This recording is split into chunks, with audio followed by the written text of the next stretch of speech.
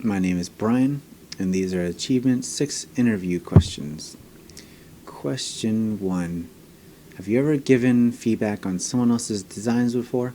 What about receiving feedback? Well, I have had both given and received feedback on work. I firmly believe, and have seen the evidence many times, that great design, whether UX design, graphic design, or anything, is not done in isolation, and it always yields better outcomes when feedback is given.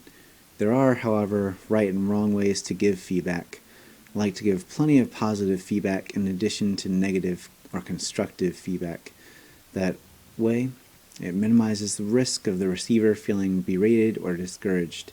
There are also right and wrong ways to receive feedback. It can be difficult at times, but when I receive feedback, I try not to get defensive, to approach it with a growth mindset, knowing that I'm not perfect and always improving, and any constructive criticism will contribute to that growth and a better product.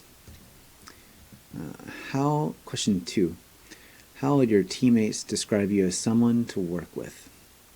Well, I think teammates would describe me as friendly and inclusive, but productive as well. If I have something important I need to tell or ask someone, I won't waste time without communicating. I'm a naturally inquisitive person. I believe my teammates would also say that I often ask good questions in order to get more clarity on a subject or to challenge an idea that might be off base or not fleshed out enough. I also think my teammates would say I'm annoying and that I barely ever partake in the donuts they bring in, opting instead to stick to my snack of carrots. What can I say? Question 3.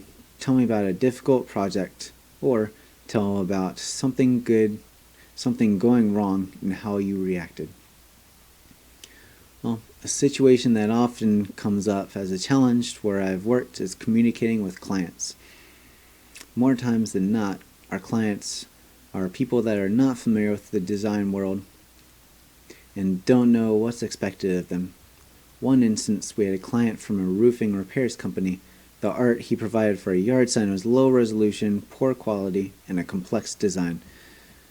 This would mean a lot of recreation time on our end and a difficult printing process if it would have included so many colors and details.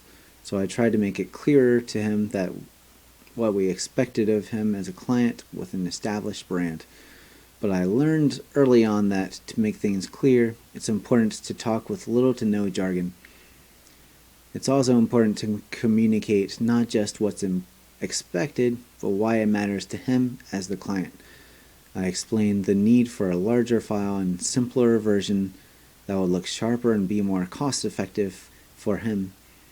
Once he knew what was expected, he provided a much better graphic, and he was very happy with the signs we printed for him.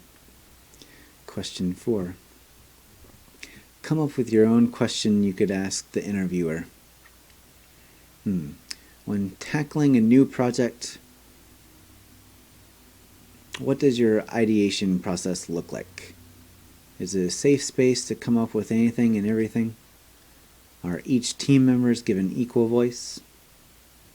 I think the answer to this would reveal how much they truly value the creative process, or if they always adhere to strict guidelines and only give executives freedom to affect decision making. I think an answer to the creative freedom would just be a great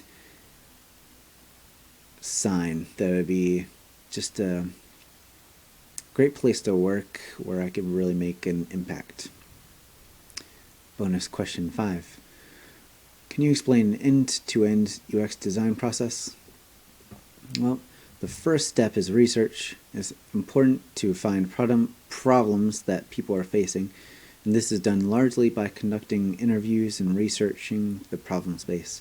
Then you start to define the problem, making design personas as well as charts such as user flows or task flows to explore how users would interact with the product to find a solution. You should have a solid hypothesis and problem statement at this point to guide future decisions. Then you start to ideate the solutions, making low-fidelity wireframes and making rapid prototypes. Then you aim to validate these solutions by testing them on users and seeing the results. Once problems are discovered, then they are fixed and tested once again. Once it's fairly polished and the design can be implemented and handed off to developers. Of course, this whole process is not strictly linear, and iteration can happen at any point when necessary. Question 6. Do you have an opinion on flat versus skeuomorphic design? Well, this is a tough subject for me because my design style definitely gears towards the simple. I think there's a lot of elegant beauty and simplicity, so I find flat design more appealing. I also think it can potentially be less distracting or overwhelming for users, especially if an app or web page has a lot of content.